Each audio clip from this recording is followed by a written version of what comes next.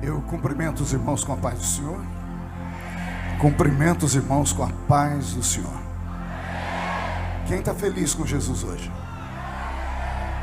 Então encontra uma pessoa bem bonita do seu lado e dê um sorriso para ela. Ficou difícil?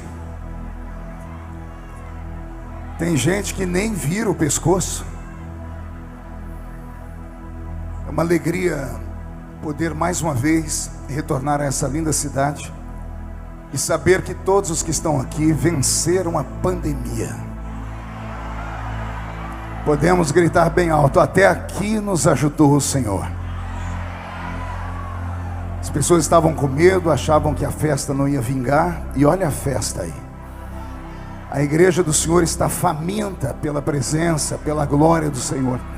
E eu tenho certeza que Deus, que tem visitado este ambiente já durante a semana toda, não vai furtar a sua glória dessa noite. O céu vai ficar baixinho aqui daqui a alguns minutos. Amém, igreja?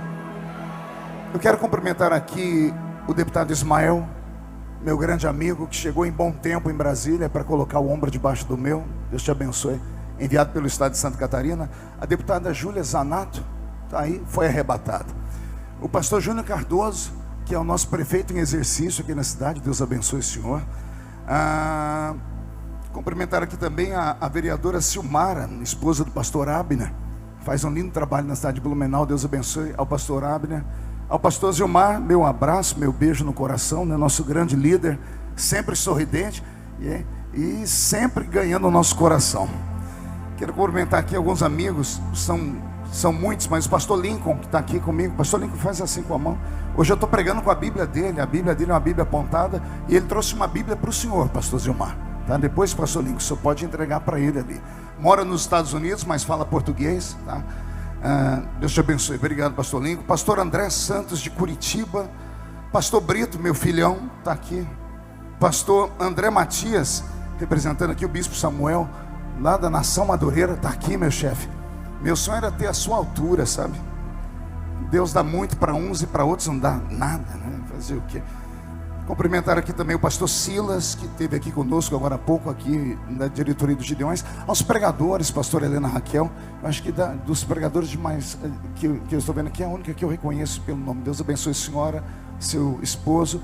E em seu nome eu cumprimento todos os demais pregadores que já passaram aqui pela festa. Que Deus honre a todos. Vou pedir que todos tomem um assento por um minutinho, porque antes de pregar eu tenho algumas coisas para fazer. Pastor Zilmar, tem um amigo nosso que mandou um recado para o senhor. Ele recebeu um convite, mas não pôde vir pessoalmente, mas fez questão de mandar um alô e um agradecimento pelo vídeo. Eu não sei se já está pronto. É vocês aí que soltam o vídeo? Pode soltar um vídeo. Olá, prezado pastor Zilmar. Primeiramente, parabéns por esses 35 anos de boas ações, um bom relacionamento com o público evangélico cristão do nosso Brasil. Segura eu lembro como se pouquinho. fosse hoje. Para o vídeo um minutinho. Para o vídeo. Agora vamos ouvir o que ele está falando, senão já não escuta nada. Depois que ele falar, você pode fazer o que você quiser, mas agora faz assim para o seu irmão. Vamos ouvir o que ele está falando. Solta de novo. Olá, prezado pastor Zilmar. Primeiramente, parabéns por esses 35 anos de boas ações, um bom relacionamento com o público evangélico cristão do nosso Brasil. Eu lembro como se fosse hoje. Durante uma pré-campanha, eu compareci e falei que, compromisso meu, teríamos no Supremo Tribunal Federal, numa das duas vagas, alguém terrivelmente evangélico. Graças a Deus, a eleição foi uma realidade e nós conseguimos, com muita dificuldade, mandarmos para lá o nosso irmão, o pastor André Mendonça. Agora, todos vocês que estão aí, sei que muita gente está chateada e não consegue entender o que aconteceu. Estamos realmente pensando da mesma maneira. Mas o que acontece? Vamos considerar o ano passado uma página virada. Vamos pensar para o futuro. Por vezes passamos por momentos difíceis para valorizarmos aquilo que seria melhor para nós e nós deixamos de lado. O Brasil está aí, um grande país. Santa Catarina, um grande estado. E nós sabemos que temos realmente com o que nos preocupar. O momento é difícil, sim, mas temos nossos valores, a nossa fé, a nossa ainda liberdade. Sabemos que devemos lutar por um Brasil melhor. O que aconteceu, vamos mais uma vez deixar para trás. O futuro está aí. Juntos faremos, sim, deste país uma grande nação, como é Israel para todos nós. Meu muito obrigado a todos vocês, Gedeões, irmãos, irmãs, muito obrigado por aquela oportunidade que vocês me deram lá atrás, que me deu a chance de ficar 4 anos na frente do governo federal. Creio que, se essa for a vontade de Deus, nós ainda temos um grande futuro pela frente. Estamos juntos, muito obrigado mais uma vez. E se Deus quiser, na próxima oportunidade, estarei presente aí no Gedeões. Um abraço a todos, até lá.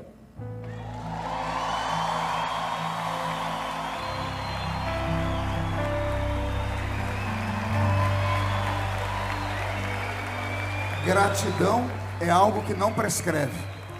E esse moço aí é grato, porque um dos primeiros públicos gigantes que ele falou depois que foi eleito foi aqui nos Gedeões. E esse povo ama. Então, nas suas orações, apresente o presidente Bolsonaro, a irmã Michele e toda a família. E ore pelo nosso país. Amém, igreja? Aquele grito de glória a Deus que só vocês sabem dar. Esse ano, pastor Zilmar, eu completo aqui nesse púlpito 25 anos participando dessa festa. 25 anos, bodas de prata. Eu estou vestido com essa roupa aqui, eu estou morrendo de vergonha. Os irmãos que me deram ficaram sabendo, o terno veio da África. O irmão falou, se o senhor não colocar, eu vou chorar. Então estão assistindo lá na África. Não, estou usando o terno, tá? Pagando mico aqui. Mandaram sapato, até a meia mandaram. Então muito obrigado pelo carinho de todos. Então eu estou aqui hoje comemorando com vocês essa linda festa. 25 anos em uma festa, irmã Helena Raquel, não é para qualquer um. O menino que me escutou a primeira vez há 25 anos atrás com 15, hoje tem 40. O filho dele já deve ter 20. Então ministrei para o coração do pai e do filho, né? 2 gerações alcançaram. E tudo isso não é mérito do homem. Tudo isso é para a glória do eterno Deus. Então eu louvo a Deus aqui pela vida do saudoso pastor Cisino, que era um pai, aquele que me encontrou no meio do povo e me trouxe aqui para essa tribuna, e eu nunca vou esquecer. A ele e a família Bernardino, meu abraço, meu carinho, por tudo que representaram e ainda representam para mim. A minha família linda, a minha esposa Edileuza, minhas filhas Karen, Kathleen, Camille, e agora a minha netinha, a Aurora, que é a menina mais linda do mundo, é a cara do avô. Eu nunca vi. A Aurora já é blogueirinha, ela tem 30 mil seguidores no Instagram. Tem 2 aninhos e já está dando glória a Deus, viu? Se você quiser seguir ela, é só digitar aí no Instagram, Aurora Feliciano. Você vai encontrar a minha netinha. Então a Deus toda a honra e toda a glória por tudo isso. Quem se alegra com tudo isso? Deixa eu ver. Então antes de pregar, posso fazer mais um anúncio aqui? Nesses 30 anos ministrando a palavra do Senhor, nesses 25 anos aqui nos Gedeões, o que eu sinto falta nesses dias é de profundidade na palavra. Há uma geração muito rasa de conhecimento da Bíblia. O triunfalismo tomou conta dos nossos púlpitos, querido Vanderlei Carticeliano, que estou vendo aqui. Esse também é veterano, junto comigo. Então, eu acredito que se nós, mais velhos, não deixarmos um legado para essa turma, nós não teremos um futuro. E eu peguei 30 anos de conhecimento de Bíblia, mais de 12 formaturas, e sistematizei em um curso de teologia. Uma teologia prática, uma teologia aplicada, uma teologia para aqueles que gostam do pastor Marco Feliciano. Uma teologia pentecostal, daquela que arranca tatu da toca e sabiá do toco. Ensino nos meus cursos de teologia coisas que você jamais vai aprender em uma escola comum, porque é um curso pentecostal que o Senhor me deu. Por exemplo, que língua o homem falava no Éden? Qual era o idioma de Adão ao conversar com Deus? Será que ele falava a língua sumeriana? Porque é isso que dizem os antropólogos, a primeira língua que o homem falou na terra. Eu tenho uma outra visão, uma visão que não é aqui da horizontal, é uma visão que vem lá da vertical. Extraordinárias revelações que Deus me deu. Cadê os livros, Brito? Traz aqui para mim, rapidinho. Não vou vender nada, não tem livraria aqui, não tem nada. Mas os cursos estão aqui, são mais de 30 matérias estabelecidas. Você vai receber um panfleto como esse na saída, se é que já não recebeu.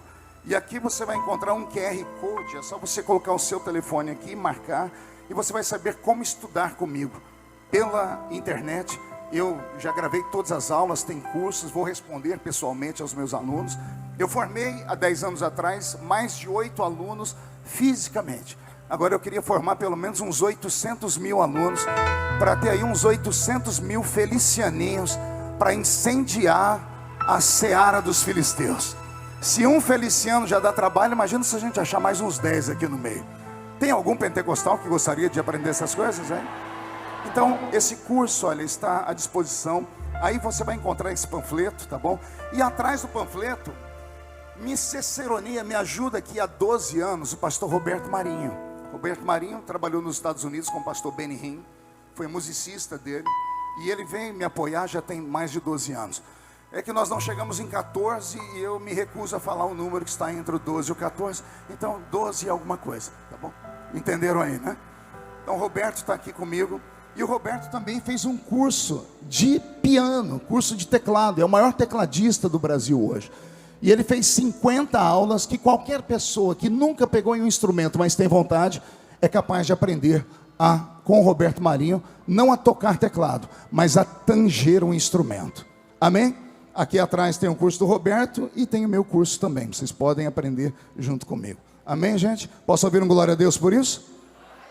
Pronto, agora antes de pregar, eu queria que o Roberto louvasse ao Senhor com louvor para chover na terra, para que o solo fique preparado para receber uma semente, porque eu tenho uma palavra do coração de Deus para o seu coração. Eu não sei se você vai gostar, mas eu tenho certeza que você vai ser tocado pela presença do Senhor. Tem algum pentecostal que veio para essa reunião? Mais um grito de glória a Deus daquele tamanho? Roberto.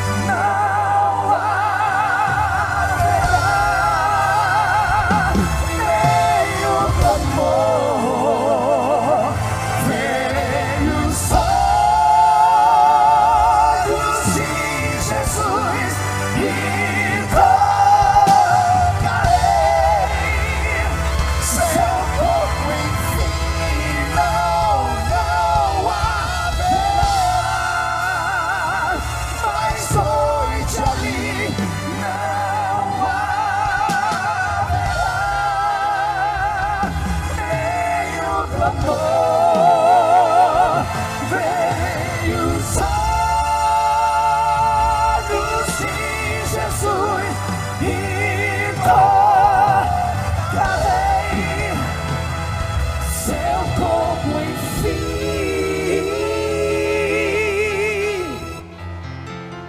As nações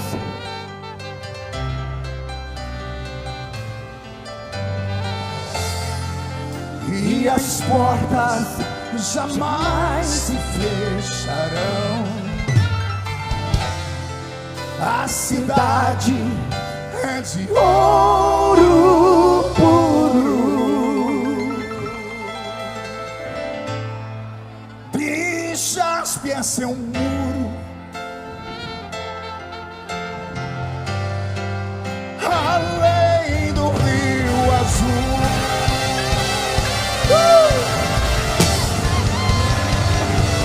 Morte, choro, tristeza e dor, nunca mais, nunca mais.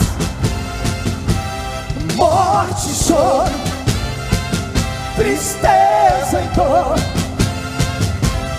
nunca mais, nunca mais.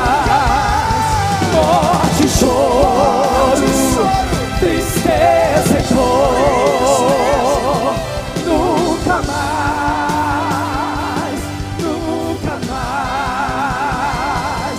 Morte, choro, tristeza e dor, nunca mais.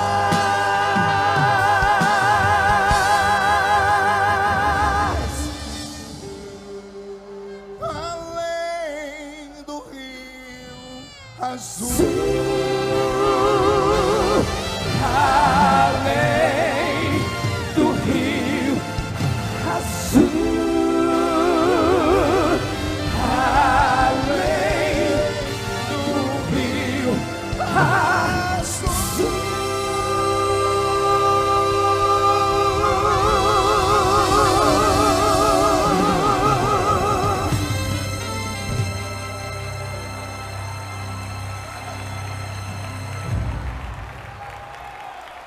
De pé como estamos, abra sua Bíblia comigo. No segundo livro do profeta Samuel. Deus está aqui. Segundo livro do profeta Samuel, capítulo de número 6. Versículo de número 13.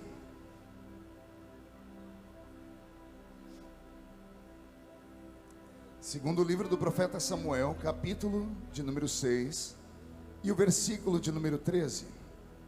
Quem encontrou, diga amém. E sucedeu que, quando os que levavam a arca do Senhor tinham dado 6 passos, sacrificava bois e carneiros cevados. E Davi saltava com todas as suas forças diante do Senhor.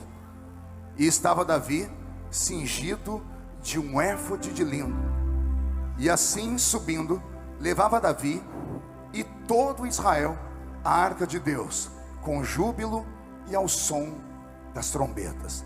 E sucedeu que, entrando a arca do Senhor na cidade de Davi, Mical, a filha de Saul, estava olhando pela janela e vendo o rei Davi, que ia bailando e saltando, dizendo diante do Senhor, e o desprezou no seu coração. E introduzindo a arca do Senhor, puseram no seu lugar na tenda que Davi lhe armara, e ofereceu Davi holocaustos e ofertas pacíficas perante o Senhor. Amém, igreja? Feche a Bíblia, coloque no banco, na cadeira, e pegue na mão da pessoa mais perfumada do seu lado. Eu tentei bonito, aquela hora não deu certo. Agora aperte a mão da pessoa com carinho até ela falar aleluia. Pentecostal que não faz barulho, está com defeito de fabricação, não é? Vamos orar? Senhor, nós oramos mais uma vez. E mais uma vez, ó Deus, o púlpito dos Gideões missionários da última hora se torna, Pai, o alimento para milhões ao redor do planeta Terra.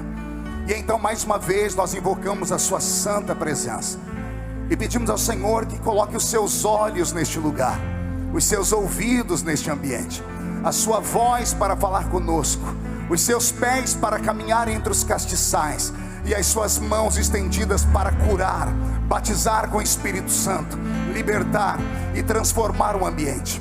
Na medida em que eu estiver pregando, o Senhor tem liberdade para operar esses sinais, esses prodígios, mas não sem antes atender um outro pedido meu, Pai, que é esse: cerque este lugar com a sua presença, e num raio de 5 quilômetros, onde houver um demônio alojado, eu dou a esses demônios segundos para sumirem de Camboriú, porque se não sumirem, serão queimados pelo poder da sua glória, que aqui será derramada. Rasgue os céus sobre nós, manda anjos de fogo descerem aqui, que estes anjos desçam trazendo brasas de fogo nas mãos, comecem a esparramar estas brasas entre nós, e onde houver um crente cheio do Espírito Santo, pega ele, Jesus, toma ela na sua presença, mas faz isso agora, agora, meu Senhor, agora, meu Senhor.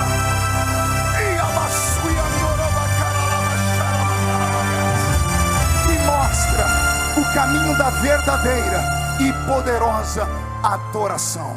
Fala conosco, fica conosco, é o que eu te peço agora e sempre. E toda a igreja diz: os que podem, tomem o seu assento, aplaudindo a Jesus, porque Ele é bom, porque Ele é grande, porque Ele é majestoso, porque Ele é eterno. Roberto, mude a música para mim, filho. Queridos, amados irmãos, igreja do Senhor, noiva do Cordeiro, amigos que nos assistem pela internet, pessoal que me assiste aí pela minha página no YouTube, pelo meu canal, vivemos um tempo diferente, vivemos um tempo de dificuldades, vivemos um tempo em que parece que as coisas não têm mais um alvo, um caminho, até mesmo uma esperança.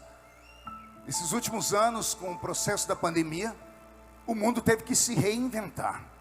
As pessoas tiveram que criar novos tipos de trabalhos, igrejas tiveram que se adaptar para não fecharem as suas portas. Ou seja, quebramos um ciclo de centenas de anos, onde a gente dizia para os crentes, pastor Silas, crente que não vai a culto vai para o inferno.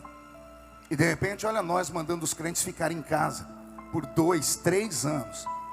E ali dentro da casa deles, alguns crentes começaram a gostar do conforto de estar assistindo um culto deitado na sua cama, deitado no seu sofá, comendo a sua sobremesa de preferência, a sua comida, vendo o culto e ao mesmo tempo fazendo outras coisas, e sem ter a aporrinhação de um pastor puxando a orelha dele ou cobrando dízimo ou oferta.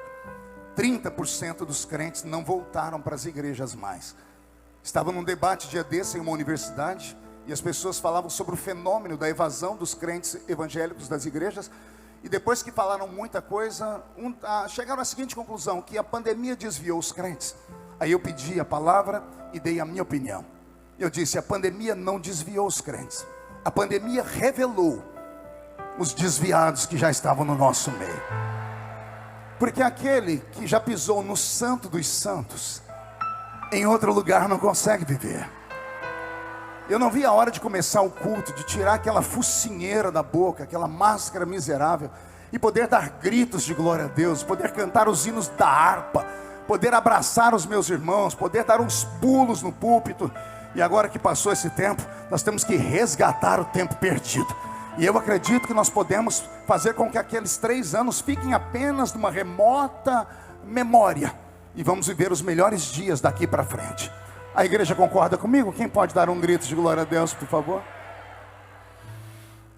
Todas as vezes que Deus me leva para o livro do profeta Samuel, eu temo. Temor não é medo, temor é respeito, porque eu sei o que vai acontecer quando eu caminho pelas páginas do livro do profeta Samuel. O profeta Samuel é aquele profeta que vai criar um divisor de águas em Israel.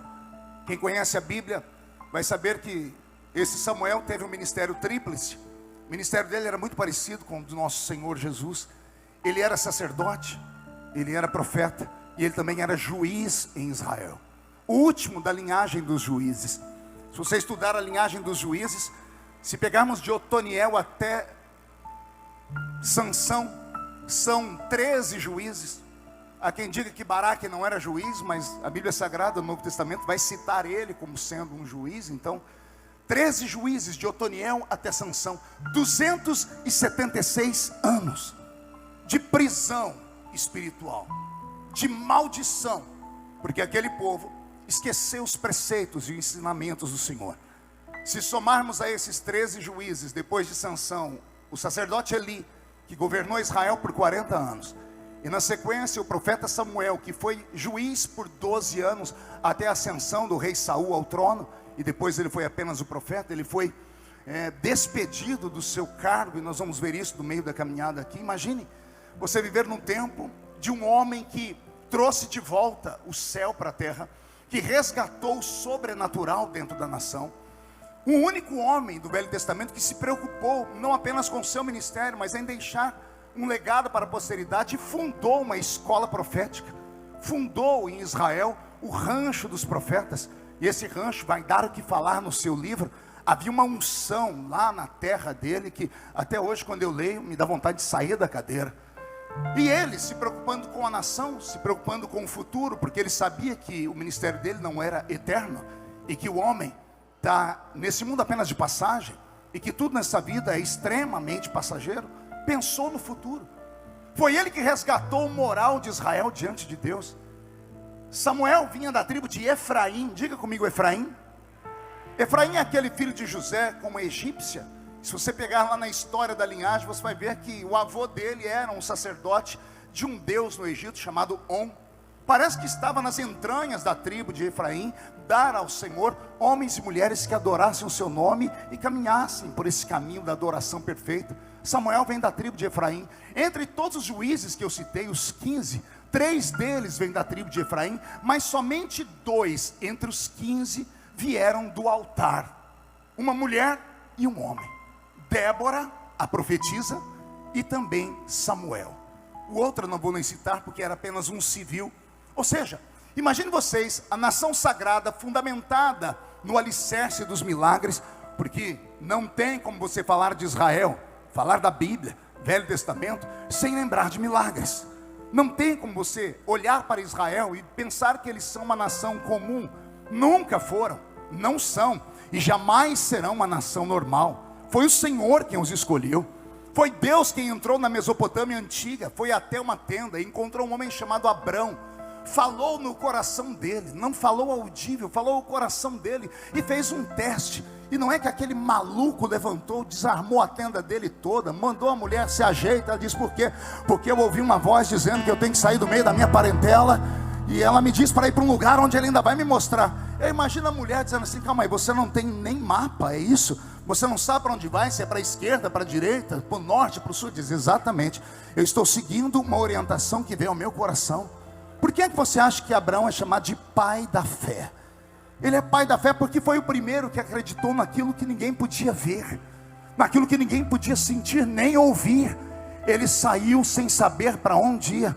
E aí o Senhor gostou tanto que fez uma promessa para ele: em ti serão benditas todas as famílias da terra. E olha só, eu estou pregando para brasileiros aqui, e todos esses brasileiros são benditos por causa de Abraão. Quem tem Abraão como pai da fé e pode dar um glória a Deus aqui? Então imagine vocês que essa nação foi construída pelo Senhor através de uma chamada, e isso é sobrenatural. A mulher de Abraão, ela é estéril, Sarai. Daqui a pouco Deus transforma ela em Sara, e nem a mudança do nome dá a ela um milagre. Mais tarde ela mesma troca os pés pelas mãos e manda Abraão dormir com a empregada dela. Mas daqui a pouco Deus que promete cumpre. Ele deixou escrito na sua palavra: não sou homem para mentir, nem filho do homem para me arrepender daquilo que falo. Aliás, se tem alguém aqui que está debaixo de uma promessa, fique tranquilo. A morte não pode te tocar, porque o Senhor te colocou num manto de invisibilidade. Porque quem tem promessa está proibido de morrer antes do tempo. Por quê? Porque aquele que prometeu não é homem para falar e não cumprir. E quando ele fala, ele estabelece uma lei. Então não tem bala perdida, não tem afogamento, não tem acidente de carro, não tem avião que caia, não tem Covid, não tem câncer, não tem AIDS, não tem Covid, não tem demônio no inferno, não tem homem na terra, não tem anjo no céu capaz de tirar você daqui antes de se cumprir na sua vida aquilo que Deus prometeu. Só para eu saber, tem alguém que tem uma promessa de Deus na sua vida aqui? Então, com todo respeito, como é que você que tem essa promessa de Deus na sua vida consegue ficar nesse culto, olhando para o pregador, com essa carinha feia, parecendo que foi batizado num pote de vinagre? Olha para o pregador com esse olho seco, parecendo olho de sapo que morreu no dia de enchente, sem brilho, sem esperança. Vem para uma reunião pentecostal de uma proposta viva do sobrenatural, mas não abre a boca nem para respirar. Vai ficar mesmo me olhando com essa boca travada, essa boca de aço, essa língua de ferro, esse queixo de concreto. Se você tem uma promessa de Deus, reage, porque a depressão sai quando você crê. O medo, quando chega, manda a fé embora, mas quando a fé chega, ela amarra o medo e coloca o medo debaixo dos pés. Concorda comigo? Mais um grito de glória a Deus então, para empolgar o velho pregador. Israel é a nação dos milagres. A estéril vai ser mãe. E quando Deus vai fazer Sara dar à luz a um filho, pastor Zilmar, Deus tem que mexer na biologia dela e de Abrão, porque Abrão já era velho, estava amortecido. E a Bíblia diz que já haviam terminado os dias do ciclo menstrual de Sara.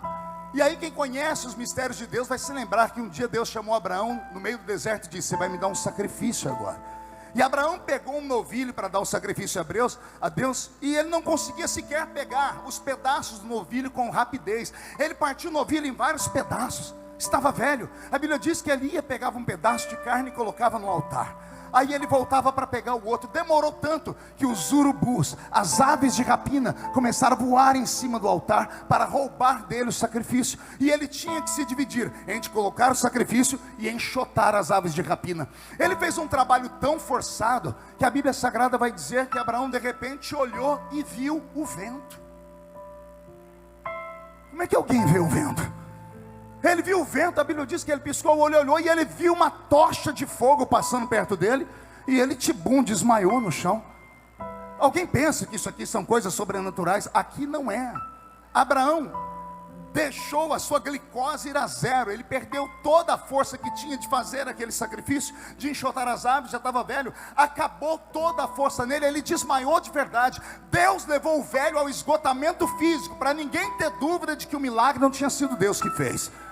Aí Deus, enquanto Abraão estava dormindo, foi lá e fez um milagre nele. Um milagre que só acredita quem é doido igual a mim.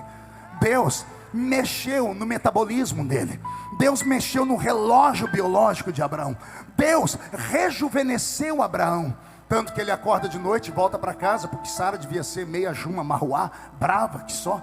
Ele entra na tenda, está ela deitada. Ele vai descobrir a tenda, quando ele olha para o corpo, ele toma um susto. Tem uma moça muito bonita deitada ali. E a moça, quando abre o olho, vê um rapaz muito bonito descobrindo o corpo dela. Imagina a briga. Ela dizendo para ele: se o meu marido te pega aqui, o senhor está perdido. E ele dizendo: se a minha mulher te pega aí, você é que está perdido. O meu marido é Abraão. Ele diz: a minha mulher é Sara. E ele diz: mas eu sou Abraão. E ela: e eu sou Sara. Eu imagino Abraão pedindo licença, levantando a coberta de novo. Mas Sara, eu saí de casa, você tinha 90 anos. Eu chego em casa, você tem 18. Você saiu de casa com 100, meu amor. Você chegou aqui parecendo um garotão de 25. O que aconteceu, Abraão? Eu me encontrei com Deus no meio do caminho. E ele tocou no assunto do nosso filho que vai nascer. Eles se namoram e Sara engravida. Só que antes de nascer o filho, eles saem em lua de mel. Você acha que eu estou mentindo? Leia a Bíblia, capítulo 15, 16, 17 de Gênesis. Ele foi para o Egito passar lua de mel. Quando ele chegou no Egito, ele falou assim para a mulher dele: se alguém perguntar o que você é minha, diz que você é minha. Por quê? Porque há de ser que quem te olhar nessa beleza vai querer tomar você de mim. Quem é que quer cobiçar uma senhora de 90 anos? Fala para mim. Aconteceu algo sobrenatural. A nação de Israel não nasce por vontade humana, ela nasce por vontade divina. Acredite você ou não, está escrito. Já desse eu estava pregando e falei com as pessoas: não interessa se você acredita ou não na lei, se você gosta dela, se você debocha dela. Lei não se discute, lei se cumpre. Se não quiser cumprir, vai pagar o preço por ela. Mas lei é essa. A lei estabelecida para o povo de Israel era esse: serão uma nação do sobrenatural. E nós conhecemos toda a trajetória deles. vamos ver eles serem lançados dentro da terra do Egito e passarem lá uma temporada de quase 11 gerações, 430 anos. E quando o clamor deles sobe ao céu, Deus suscita entre eles um libertador, um legislador chamado Moisés. E quando esse Moisés está lá no alto do Monte Sinai, olhando para uma sarça que fumegava, mas não queimava, saiu do meio da sarça uma voz que chamou ele pelo nome. E a voz disse para ele: o lugar onde você está é uma terra santa, então tire as alparcas dos seus pés. Ele obedece, se aproxima do fogo, e aquele fogo entrou no coração de Moisés, e Moisés nunca mais foi o mesmo. O Senhor deu a ele poderes naquele dia, em cima do alto da montanha. O Senhor viu que ele tinha na mão uma vara, e daqui a pouco nós vamos falar dela. E esta vara recebeu um poder, uma autoridade, algo sobre-humano, que ela era capaz de se transformar em cobra. Daqui a pouco nós vamos ver ela lá no Egito, ajudando Moisés a operar milagres diante daquele faraó. E todo faraó é careca. Interessante, né? De vez em quando tem uns opressores carecas, né? Aqui no Brasil nós temos um que eu não posso falar, senão eu vou preso, eu perco a minha liberdade de expressão, né? A história só se repete com o passar do tempo. E aí, esse Moisés, com esta vara, começa a guiar o povo. Foi usando esta vara que ele desce e começa a afrontar Faraó e trazer sobre ele as pragas do Egito. Ele apontava a vara, ele tocou nas águas do rio Nilo, e as águas do rio Nilo viraram sangue. Ele tocou no pó do Egito, e o pó do Egito virou piolho. Então Deus deu a eles 10 sinais ali, e os arrancou daquela terra. E interessante é que toda vez que Moisés ia falar com Faraó, ele só tinha um pedido na ponta dos lábios. Pergunte qual? Eu só falo se todo mundo perguntar. Ele só dizia assim: deixa o meu povo sair daqui e ir adorar no deserto. Segunda vez: deixa o meu povo sair daqui e ir adorar a Deus no deserto. Terceira vez: adorar a Deus no deserto. Quarta, quinta, sexta, até a 10ª: deixa o meu povo ir adorar a Deus no deserto. Teve uma hora que Faraó não aguentou, porque a pressão foi grande demais, e ele libertou o povo. E acontece um milagre mais extraordinário ainda, porque Israel era escravo. Diga comigo: escravo. Escravo não tem nada a não ser uma moringa d'água e o seu corpo cadavélico e uma roupa rota no corpo. Não é que quando Israel vai sair do Egito, a Bíblia diz que os egípcios começaram a dar ouro, prata, joias preciosas, roupa, carros e cavalos para os judeus. Os donos, os patrões começaram a deixar os empregados ricos. Deus é tão bom que Ele não deixa ninguém ser mandado embora sem receber a indenização, né? O faraó teve que indenizar o povo por 430 anos. É por isso que nós vamos ver ouro e prata quando eles estão no meio do deserto. Como é que escravo tem isso? Deus fazendo milagres. Faltar-me-ia tempo aqui para contar todos os milagres, mas eu sei que quando nós saímos de todas essas histórias, deixamos Moisés, no capítulo 34 do livro de Deuteronômio, no alto da montanha, e Josué no pé da montanha, pranteando a ausência de Moisés.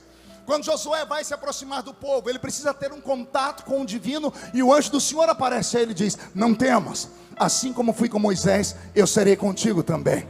E ali tem um versículo que é o meu versículo de cabeceira, Deus dizendo a ele: não te mandei eu? Esforça-te, tem bom ânimo, não pasmes, nem te espantes, porque o Senhor teu Deus será contigo, por onde quer que você andar. Josué levou o povo até a entrada da terra prometida, a geração que nasceu no deserto, porque a geração que saiu do Egito morreram no deserto.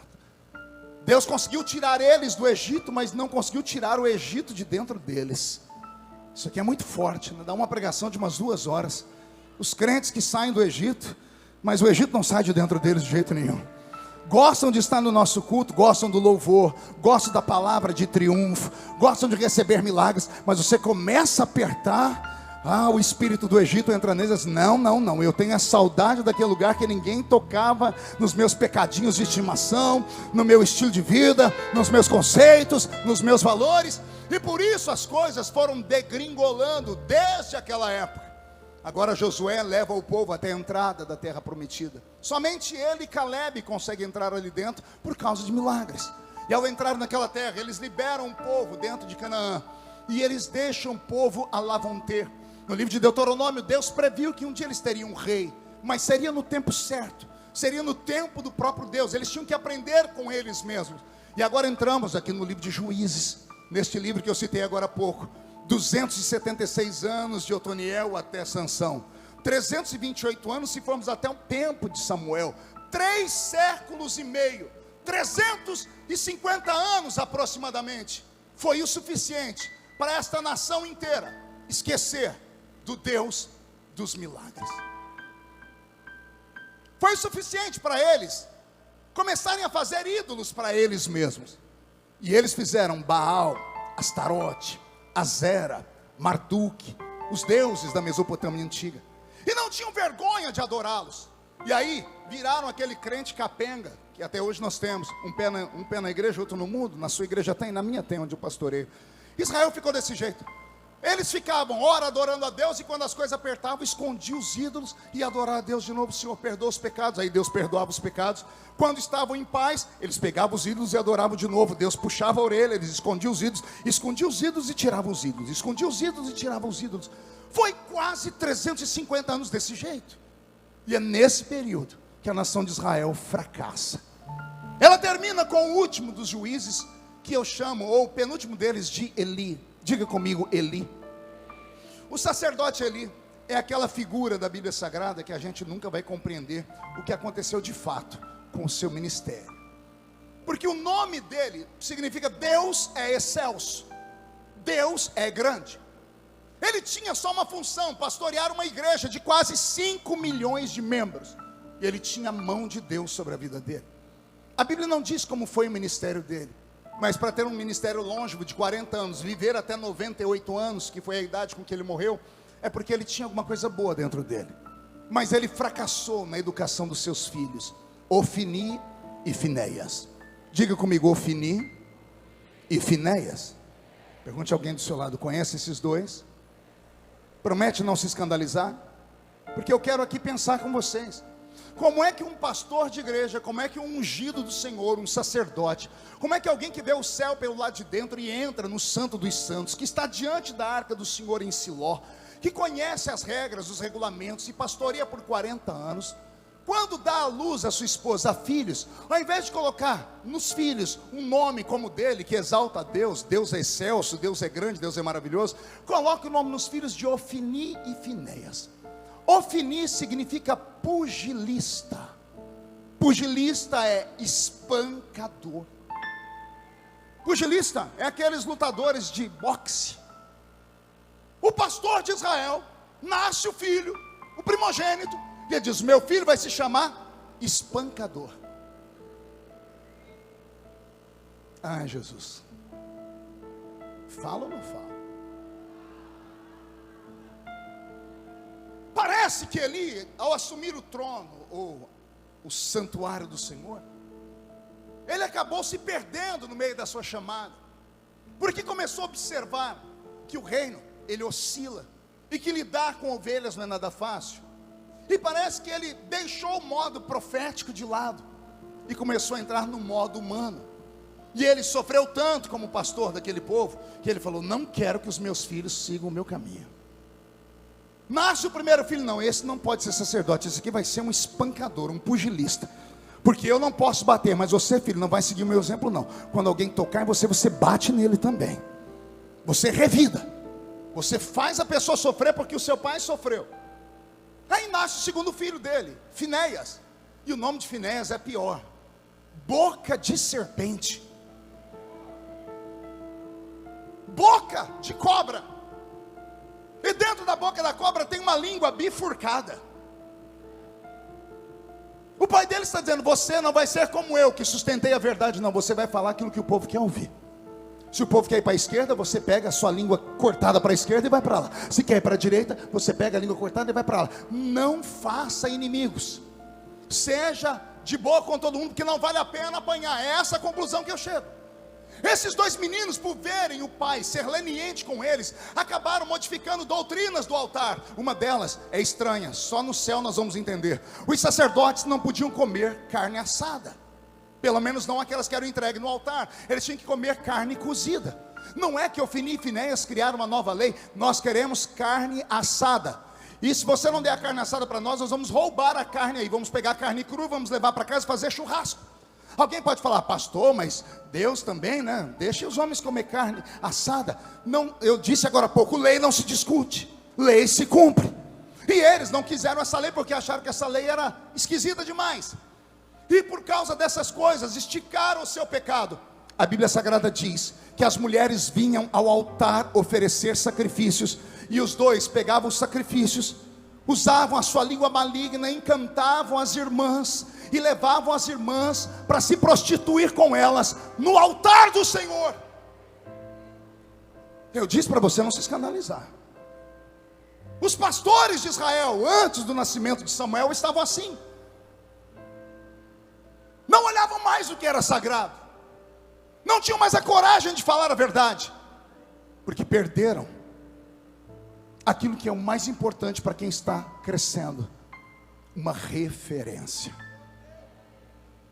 A minha geração tinha referência. A minha geração sabia o que queria. Eu pisei num culto da Assembleia de Deus numa quinta-feira, em 1987. Culto de Pedro, Tiago e João. E vi um presbítero pregando. Eu não lembro nada do que ele falou, mas eu lembro do corpo dele. Eu lembro dele pulando, com um pé só, dando socos no ar. Aquilo me deixou elétrico. Passou uma corrente, uma energia dentro de mim. Eu disse: é isso que eu quero para a minha vida. Eu não sabia o que era, mas eu queria aquilo. Eu vi os pregadores pregarem. A primeira vez que eu vi um pregador pregar na vida foi na casa de um menino que toda a família dele cortava cana junto com a minha.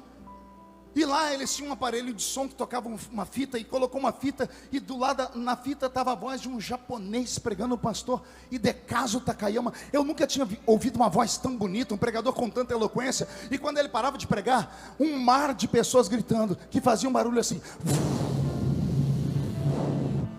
Eu saltei da cadeira e disse: Leleco, o que é isso? Ele disse: isso é o dom da palavra.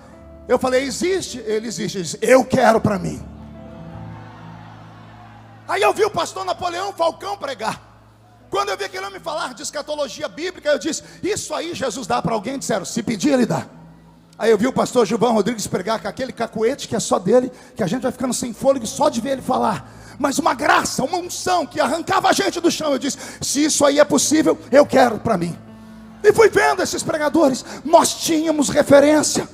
Nós olhávamos e sabíamos onde queríamos chegar, porque esses homens nos inspiraram. Os filhos de Eli não tinham inspiração nenhuma, porque o pai amorteceu na fé.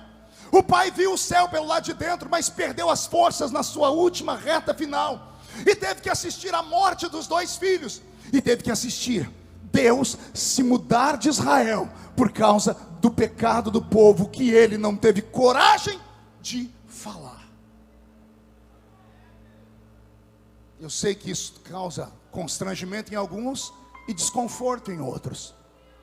Mas até quando nós vamos levar esse evangelho frouxo, morno, morto? Até quando os seus filhos vão gostar mais de ouvir pregadorzinhos sentados em banquinhos, com a mãozinha no joelho, olhando para a câmera dizendo: não importa o que você fez no verão passado. A graça, a super graça, a hiper graça, a mega graça é o que Deus tem para você. Até quando os nossos filhos vão dizer que esses são pregadores de verdade? Eu participei de uma reunião há pouco tempo atrás agora. Sabe que algumas faculdades do Brasil teológicas estão fazendo? Readaptando o ensino teológico para a pregação e treinando pastores para pregarem não mais do que 20 minutos. Porque a geração milênio, que eles chamam, a geração nova, não tem paciência e não suporta ouvir uma pregação comprida, uma pregação grande, uma pregação muito forte. Eles dizem: não, nós temos que pregar aquilo que os nossos filhos têm que ouvir, porque é a geração do TikTok, é a geração que gosta de ver as coisas em segundos, que vai vendo e se não atrai eles passam o dedo para cima. E isso não dá sustância. A pessoa grita, ela canta, ela até faz barulho, mas quando vem o primeiro vento, ela não tem força, porque os pés não são alicerçados na rocha verdadeira, que é Jesus Cristo de Nazaré. As pessoas sempre me perguntam: pastor, como é que o senhor aguenta? Porque toda luta comigo vai para o Jornal Nacional. E fala: como é que o senhor sobrevive? Já fizemos o seu sepultamento muitas vezes, mas nunca conseguiram fazer a missa do 7º dia. Eu ressuscito um dia antes, eu estou lá de pé de novo e um bilhete, saí da tumba de novo. E eles falam: mas como é que o senhor aguenta? Tem gente que está desviando, porque lá no Instagram dela, a criatura tem 10 seguidores. Aí ela diz assim: eu quero morrer porque está todo mundo falando mal de mim. Você entra, tem 5 falando mal dela. Ela só tem 10 seguidores, ela quer sair dessa vida para a morte. Nunca houve tantos adolescentes se mutilando. Eu estava pregando lá na igreja do pastor, como que é? Campo Grande, qual é o nome do pastor? Dionísio. Pastor Dionísio, membro da mesa da CJDB. Eu estava falando sobre depressão profunda. Ele levantou, pediu o microfone e disse: pastor Marcos, aqui em Campo Grande, em todas as congregações mapeamos, temos quase 300 crianças da igreja cortadas, cortando o pulso, querendo se matar. E aí eu falei: meu Deus, o que está acontecendo? Falei: Senhor, será que é uma epidemia de coisa ruim? E o Senhor falou para mim: não, meu filho, não tem referência, não sabem o que querem. Não vem mais nada de novo no púlpito, então vão para o Instagram. E no Instagram e no TikTok vem os blogueirinhos, as meninas e meninos que para postar uma foto bonita tiram 800. E aí postam uma foto que parecem anjos na terra encarnados. Mas as outras 799 fotos, se colocar, você sai correndo, fora os filtros que ainda colocam.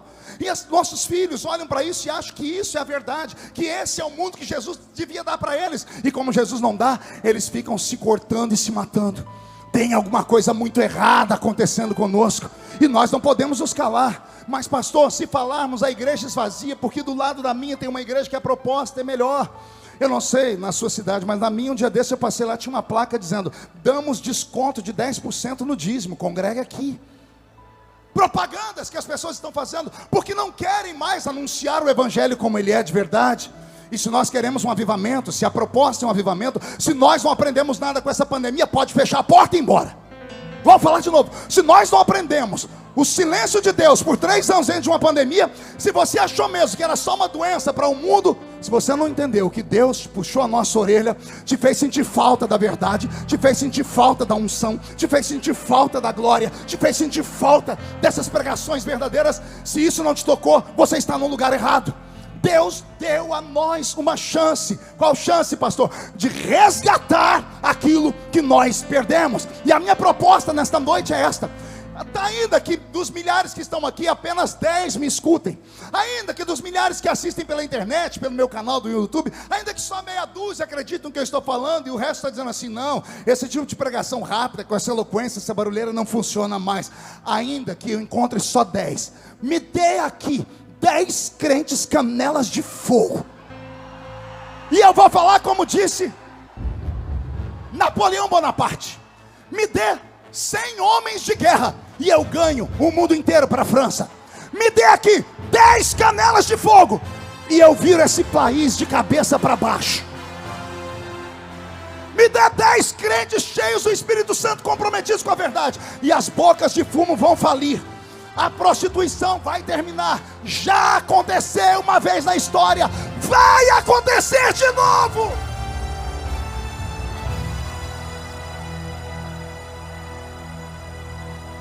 Estude teologia, mas com graça.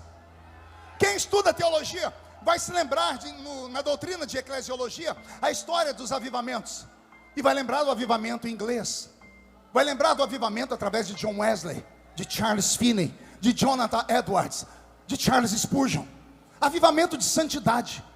No período em que John Wesley trouxe para aquele lugar a palavra da verdade, acabou a violência na Inglaterra.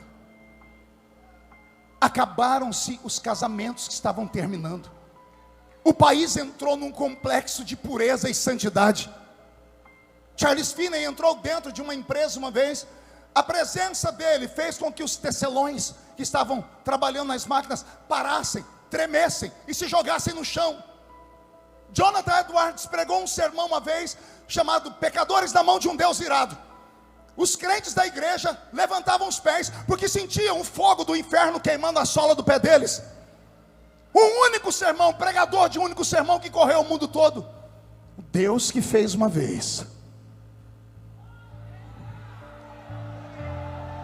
o Deus que fez uma vez, vai fazer de novo. E quem é que ele vai levantar, pastor? Me diga você. Quem se candidata? Quem tem coragem? De verdade você aguenta o tranco?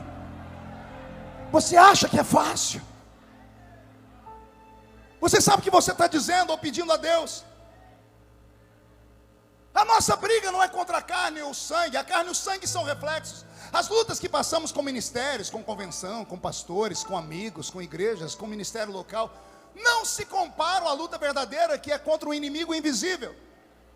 E esse inimigo invisível não são esses que aparecem em igrejas de fim de semana, que gostam de aparecer na televisão, que gostam de ser entrevistados. Agora a gente não pode mais nem falar o apelido deles aqui no Brasil, que a gente pode ser processado, porque criou-se o racismo religioso no Brasil. Cuidado, pastor, quando for expulsar um demônio, arruma um apelido para ele, porque se falar o nome dele, você pode perder a sua liberdade de falar as verdades e praticar um exorcismo no nome do Senhor. É este o mundo que estamos vivendo. O diabo está vindo com um sapatinho de algodão. Eu me lembro quando era garotinho na escola dominical, 13 anos, eu sofria de inanição, era desse tamanho. A professora da escola dominical disse: certa vez o diabo tentou entrar no céu, e o anjo abriu a porta. Quando viu o diabo, fechou a porta de uma vez, e o diabo deixou a mão. O anjo apertou a porta, e o diabo começou a gritar: ai a minha mão, ai a minha mão. E o anjo, pela sua natureza bondosa, abriu a porta para o diabo tirar a mão, e o diabo enfiou o braço. E o anjo desesperou e apertou a porta para que o diabo não entrasse. E o diabo começou a chorar: está doendo meu braço. A natureza bondosa do anjo fez o anjo abrir a porta para o diabo tirar o braço, e o diabo entrou com o corpo inteiro. Moral da história: ele vem devagarinho, ele vem a passos de algodão. Ele começa relativizando, dizendo: não, isso não é isso. O que você está dizendo não é o que você tem que dizer. Vocês não estão vendo as pessoas quererem reescrever a Bíblia? Eu vivi para ver uma atriz, que eu também não posso falar, que ela processa todo mundo. Ela que não entende bolhufas de Bíblia, fala: a Bíblia tem que ser reescrita. Semana passada ela disse isso. Está na hora de atualizar a Bíblia. Pior, ela tem amparo legal de pastores do púlpito. Pastores que até ontem eram referência no Brasil, e agora estão criando leis assim: não, nós estamos errados, nós interpretamos errado. A Bíblia tem que ser resumida em uma única palavra: amor. E se Deus é amor, não importa que tipo de amor.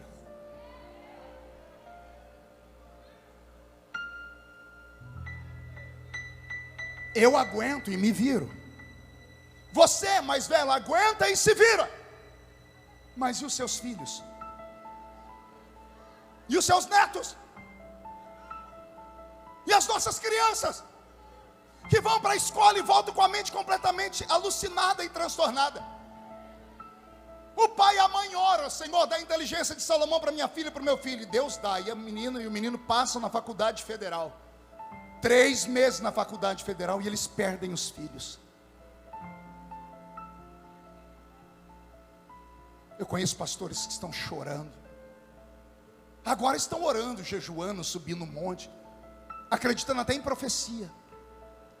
Por que não acreditaram enquanto o filho estava pequenininho e eles tinham controle? Quantos deles debocharam do púlpito dos Gideões? Quantos transformaram em piada algumas coisas que aconteceram aqui e agora estão sofrendo na pele? Por quê? Ficaram com a letra e esqueceram a graça. A igreja sadia cresce na graça e no conhecimento. Muito conhecimento sem a graça, um povo formalista, frio e gelado. Muita graça sem conhecimento, um povo fanático e desequilibrado. Mas quando cresce na graça e no conhecimento, pode se levantar contra tal crente 11.000 demônios. 1.000 cairá de um lado, 10.000 cairá do outro lado, e ele não poderá ser atingido.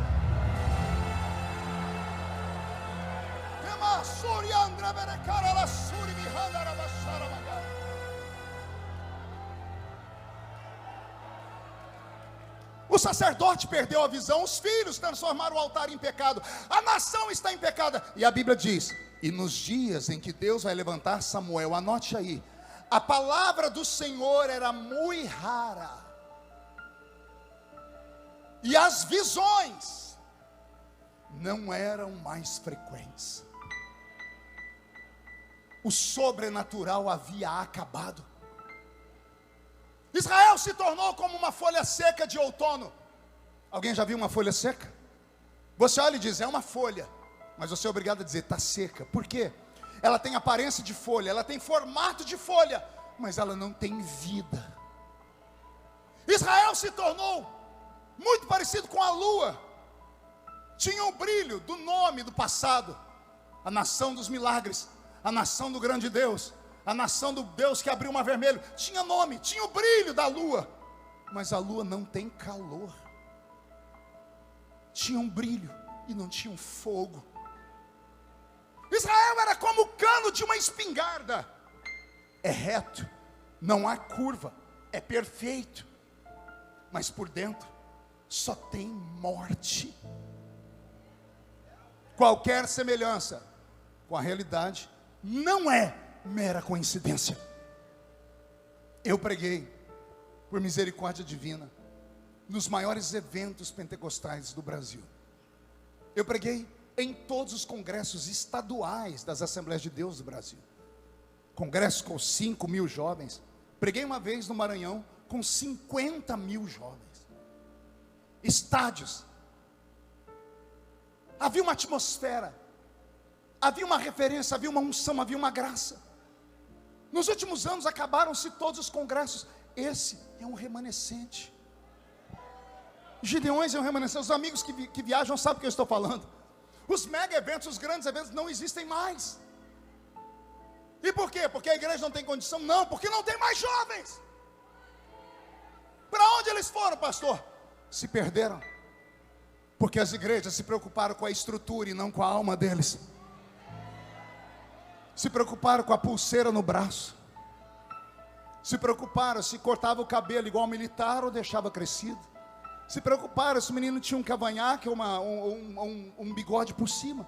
Apertaram, foram apertando com coisas humanas. Com coisas humanas que não fazem sentido. O velho aguenta qualquer coisa porque ele tem experiência, ele é testado na vida. Eu aguento qualquer coisa, pode bater aqui que eu aguento. Minhas filhas não, porque são de outra geração. Elas não tiveram a minha idade, eu tive a delas. Os nossos irmãos mais velhos que passaram pelos processos da juventude e sabiam a luta dos jovens, não tiveram paciência com eles, expulsaram eles.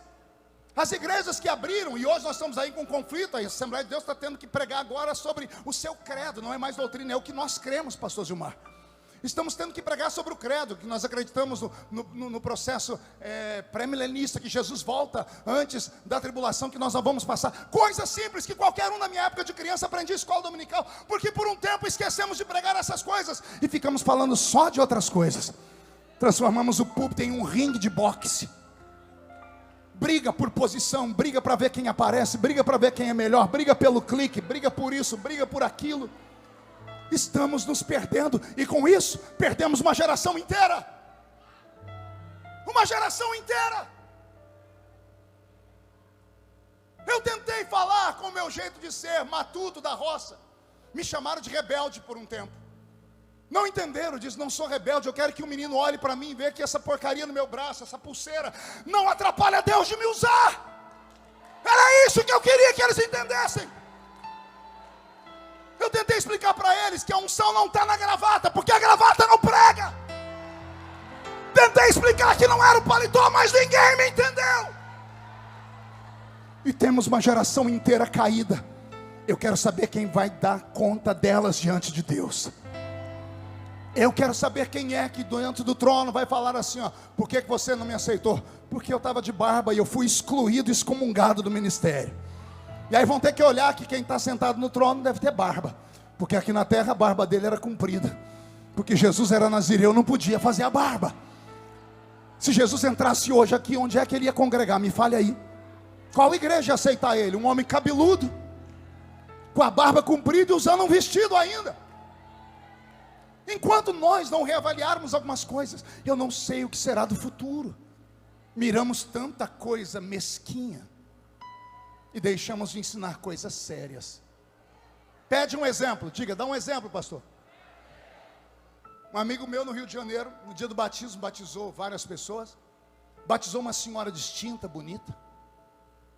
2 meses depois ela estava num culto, numa outra igreja, onde apertou a palavra. Ela foi no pastor dela e disse: eu tenho que confessar para o senhor uma coisa. Eu disse: o quê? Eu sou homem. Você não entendeu, né? Ele batizou uma mulher na igreja, cabelo comprido, seios, toda trabalhada e produzida. Frequentou 2 anos a igreja. Ninguém sabia que era um travesti. E batizaram ela, ou ele, eu já não sei mais como é que funciona. E aí ela foi num lugar onde pregaram a verdade para ele. A verdade mexeu com a consciência. Ela diz: o senhor vai me receber aqui agora como homem ou como mulher? O pastor não sabia o que fazer, porque ela está toda trabalhada. Aí vem a pior parte, pergunte qual. Ela se mutilou.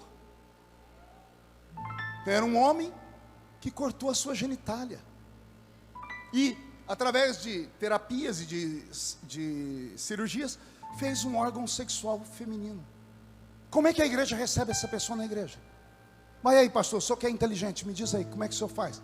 Vai chamar ela de mulher ou de homem? Esse é o mundo que nós estamos vivendo. Coisas sérias têm que ser debatidas. Coisas sérias têm que ser tratadas. Mas não, a gente vai, a irmã está com batata, o esmalte dela é cor de rosa. Não, aqui não. Se fosse transparente, até quando?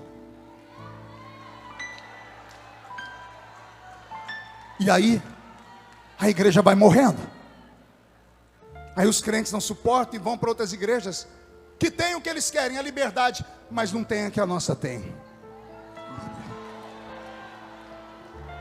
Com todo respeito a todas as igrejas do mundo, não tem uma igreja igual a Assembleia de Deus. A Assembleia de Deus é uma igreja completa. Qualquer crente que sai de qualquer igreja do mundo e vai para uma assembleia, ele firma. O assembleiano firme, saiu da assembleia, não fica em lugar nenhum mais. Porque ele tem o conhecimento que os outros não têm. O Senhor Deus esta noite quer restaurar o sobrenatural. Só que para Deus restaurar o sobrenatural, um outro milagre tem que acontecer. Pergunte qual? Uma estéril tem que ir para o altar chorar.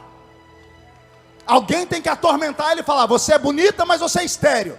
Você é amada, mas você é estéril. Você é rica, mas você é estéril. Aí quando Ana entende, ela vai para o santuário chorar. Deus, a riqueza, a beleza, a fama não presta para nada se não tiver ninguém para carregar meu caixão quando eu morrer. Eu quero um filho. O sacerdote está tão fora dos caminhos que ele vê a mulher e diz assim: a senhora está bêbada uma hora dessa. Ele diz: não, eu estou orando.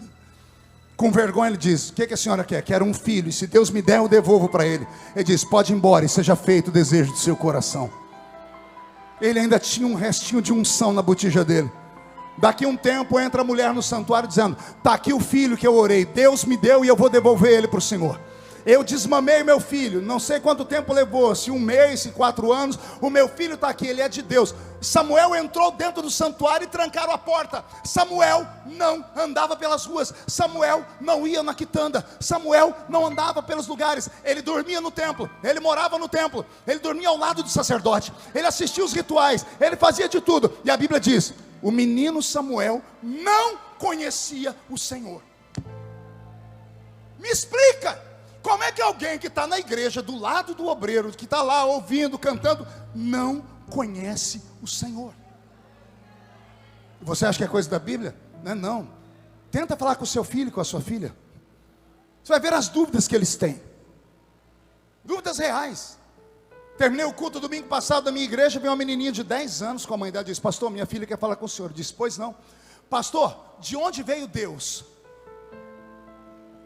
Eu falei: boa pergunta. Por que você está perguntando? Porque a minha professora falou na escola, 10 anos, que Deus não existe. E eu quero falar para ela que Deus existe, porque eu nunca vi Deus, mas eu sinto Ele quando o senhor prega.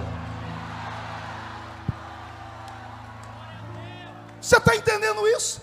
Aí eu falei para ela: você vai dizer para sua professora que Deus é como o vento. Você não vê Ele, mas você vê a obra dele quando Ele balança as árvores. Você vai dizer para ela que Deus é assim, que nós acreditamos em Deus pela fé, que Deus não veio de lugar nenhum, Ele sempre existiu. Como é que você explica isso para uma criança se ela não tiver experimentado a presença do Eterno? Os nossos filhos nem batismo com o Espírito Santo recebem mais. Você já percebeu isso? Tem que marcar culto especial para batismo com o Espírito Santo. Tem que marcar um culto especial para ter uma cura divina. Ah, saudade da roça. Não tinha teclado, era pandeiro e sanfona, o presbítero com 2 dentes na boca, o zagueiro, o atacante, a barriga lá, cemitério de frango, cantando o hino da harpa. Foi na cruz onde um dia eu vi meus pecados castigados por Jesus. E Jesus batiza com o Espírito Santo um crente aqui, batiza outro ali. Tinha um sininho, o presbítero parava o hino e tocava o sininho. Quieta. Ah, mas Jesus batizou com o Espírito Santo. Não importa, quieta. Depois fala em línguas, agora não, agora é hora de cantar. Olha, teve uma época que nós tínhamos que falar para os crentes parar de fazer barulho. Hoje não, a gente tem que falar, gente, faz barulho. E na ausência do barulho, nós começamos a inovar. Trouxemos as palmas, que antigamente a gente não tinha. Trouxemos o fundo musical, que antigamente a gente não tinha. Tivemos que, no vácuo do silêncio, criar outro tipo de barulho. Aí os nossos cultos ficaram pedantes. Não, pastor, pastor, o melhor momento do culto é aquele que na hora do louvor eu choro, pastor.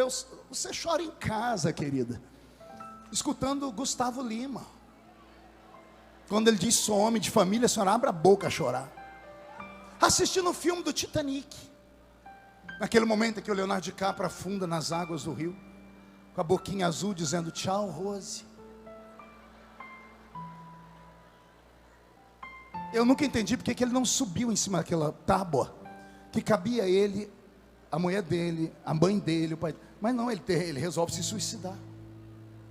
A senhora chora. Choro, emoção, só tem a ver com alma. Nós precisamos edificar o nosso espírito, a nossa psique, a nossa mente, a nossa parte divina. A falta do conhecimento está nos levando para dentro de um abismo. Vou falar uma coisa que dói, me machuca, quando às vezes alguém me manda um link de um TikTok e tem alguém fazendo piada com língua estranha, com gente pulando, manifestação divina. Se a pessoa tem o dom de discernir espíritos, vai lá e repreende.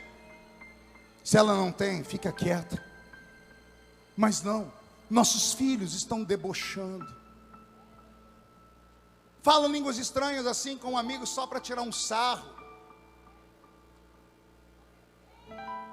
Um velho de cabelos brancos pregando verdades como essa já não inspira mais confiança em ninguém.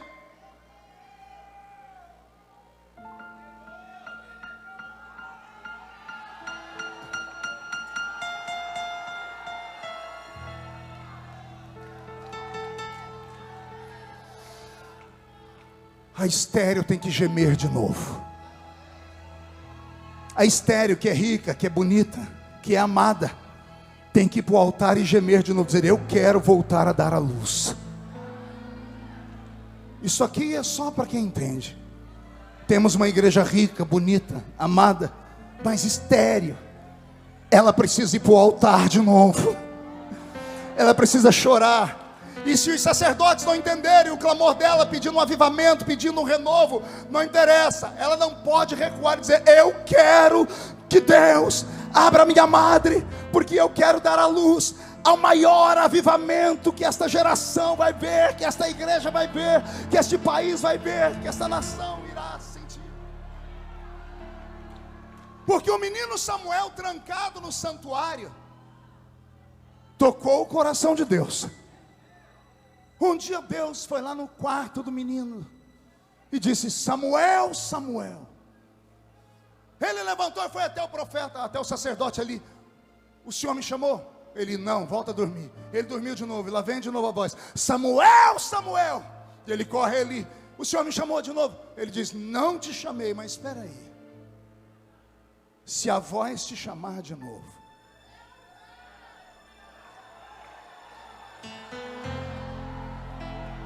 porque eu já ouvi essa voz. O velho Lorinaldo se lembrou que ele tinha ouvido aquela voz no início do ministério dele. Diz, se a voz te chamar, fala assim, fala Senhor, porque o teu servo ouve Senhor.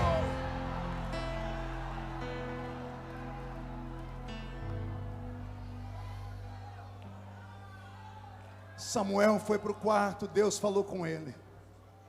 E Deus disse: eu estou te levantando.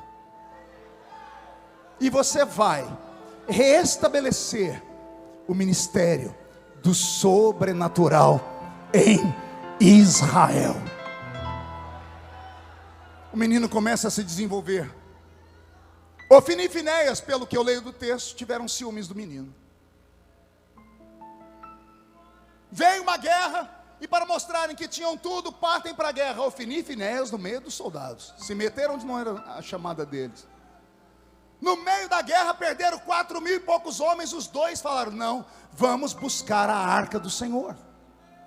Vamos entrar no santuário e pegar a arca e trazer ela para cá. Nossos pais usaram, nós também podemos usar. Eles esqueceram que a arca caminhava enquanto não havia um lugar para ela. Lá onde eles estavam, havia uma terra só para a arca. A cidade de Siló era só para a arca. Era o lugar santo, a arca não podia sair dali. Não era a arca ir até eles, quem quisesse ir até a arca. A arca representava a presença de Deus. Não era Deus correndo atrás das pessoas, eram as pessoas que tinham que correr atrás dele. Apanharam com arca e tudo. 30.000 soldados morreram. Ofni e Finéias morreram. Sobrou um soldadinho de chumbo da tribo de Benjamim, que voltou para a cidade onde estava o sacerdote Eli. Quando Eli viu o menino, puxou uma cadeira, sentou e disse: me conta, como é que foi lá? A Bíblia diz: Eli estava preocupado com a arca, não era nem com os filhos. Aí o menino começou a dizer: houve grande morticínio em Israel, 30.000 homens foram mortos. Ofni e Finéias, teus filhos morreram, não aconteceu nada. Aí o menino disse: a arca de Deus foi roubada. Eli se assustou, tomou um capote, caiu. A Bíblia diz que ele era pesado, o pescoço dele envergou e quebrou o pescoço. Morreu o sacerdote e os 2 filhos no mesmo dia, como Deus havia dito a Samuel que aconteceria. A mulher de Finéias, do boca de serpente, entrou em trabalho de parto. O parto foi duro e ela estava morrendo. A parteira tentou agradar ela, disse: nasceu um menino, põe o nome nele bonito, põe o nome nele que exalta a Deus. A Bíblia diz que ela ignorou e falou: o nome do meu menino será Icabô, que significa foi-se a glória de Israel.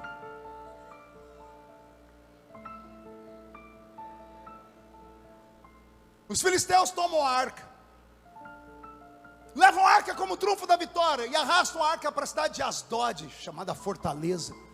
Lá em Asdod tinha o templo do deus deles, Dagon. E eles colocam a arca do Senhor do ladinho da imagem do deus Dagon. Dagon era uma espécie de Triton, o pai da pequena sereia, meio peixe da cintura para baixo e homem da cintura para cima. A Bíblia diz que no dia seguinte, quando o sacerdote entrou dentro do santuário para lá oferecer alguma coisa para Dagon, a imagem de Dagon estava caída diante da arca.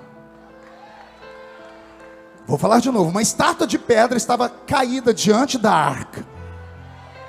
Os sacerdotes levantaram a imagem de Dagon, saíram na ponta do pé. No dia seguinte, quando voltaram, a imagem estava caída, cortada da cintura para cima, sem as mãos e sem a cabeça. Sem as mãos e sem a cabeça. Você pode imaginar o que aconteceu ou não? Tentaram fazer o Deus de Israel se humilhar diante de uma estátua de um Deus que nem existe. Deus olhou aquilo: com a minha presença não. Quem tem uma espada boa aí que corta a pedra? Miguel, desce lá, Miguel. Primeiro empurra só derruba, para eles verem que ninguém fica de pé diante de mim.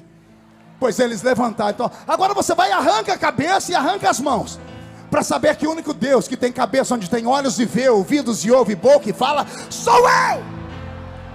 Que tem mãos e toca, sou eu. Tiraram a arca de Asdod, mandaram para a cidade de Gate. De Gate mandaram para a cidade de Ecrom. De Ecrom mandaram para Bet-Semes. E lá em Bet-Semes fizeram um culto lindo. Os levitas pegaram as vacas que levaram a arca, fizeram um altar para o Senhor, fizeram uma coisa bonita. E de repente, enquanto eles estavam orando, de olhos fechados, alguém foi lá e abriu a tampa da arca para ver o que tinha lá dentro. a Bíblia diz que caiu um furor de Deus sobre aquela cidade, e a cidade de Bet-Semes teve uma morte em cascata. A tradução antiga diz 50.070, há quem diga que a tradução está errada, que era 50 homens a cada, ou 70 homens a cada 50.000 pessoas. Não importa, o que importa é que Deus desceu lá e mostrou o poder dele. Tiraram a arca de Bet-Semes e mandaram ela para Kiriat Jearim, a cidade dos bosques, e lá tinha um homem chamado Abinadab. Qual o nome dele? E a Bíblia diz que a arca ficou lá 20 anos. Quantos anos? Olha aí, 20 anos. A arca está na casa do camarada há 20 anos. Ele sabe que é algo sagrado, é santo, não é da esfera dele. Ele podia ter pegado os livros antigos para ler como é que cuida daquele objeto. 20 anos com a arca, nunca se interessou em saber o que significava. Esse período todo vai levar 70 anos. Quantos anos eu disse? A arca foi roubada. Os filisteus ficaram com ela 7 meses, não aguentaram o poder de Deus que nasceu neles, deu hemorroida na cidade inteira. É uma coisa do inferno. Devolveram para Israel, não tiveram coragem de levar a arca para Siló. A cidade de Siló foi amaldiçoada. Não tinha lugar para a arca. Deixaram na casa de um senhor chamado Abinadab. 70 anos depois, já passou Saul, que pecou, caiu, o povo reclamou, trocaram Deus por Saul, e aquele todo o processo. Deus unge Davi. Qual o nome do camarada? O homem segundo o seu coração, que não tinha cara de rei, nem aparência de rei, mas tinha coração de rei. Tinha ele aquilo que os outros não tinham: sensibilidade. Tinha ele percepção do mundo espiritual. Ele herdou um reino perfeito aos olhos dos homens, mas incompleto, porque faltava a essência, porque Israel não era uma nação comum, era uma nação do sobrenatural. Davi percebeu que Deus não estava mais lá. Então, quando ele funda a cidade de Jerusalém, ele junta um exército que o ama e diz: nós vamos pegar a arca do Senhor e vamos devolver ela para o lugar sagrado. Ele juntou um grupo de soldados com o mesmo número dos soldados que perderam a arca 70 anos antes. 30.000 soldados pegaram a arca, fizeram uma festa. Davi até estava dançando. A Bíblia Sagrada diz que quando a arca veio andando em cima de uma carruagem de bois velhos, os bois tropeçaram, a arca foi caindo. Um menino chamado Uzá, qual o nome dele? Uzá saltou em cima da arca para não deixar a arca cair e tocou nela. Quando ele tocou nela, ele morreu fulminado. Não basta ter boa intenção se você não conhece a verdade. Agora pergunte para mim, quem era Uzá, pastor? Filho de Abinadab. A arca estava na casa dele 20 anos. Esse menino viu a arca chegar lá, ele cresceu do lado dela. Nunca teve curiosidade de conhecer, de saber o que a Bíblia diz, do que o livro do Êxodo estabeleceu através de Moisés, que somente os coatitas podiam tocar nela. Uma geração rasa, uma geração que gosta de saltar, pular, de ver, mas não sabe que tem que pagar um preço.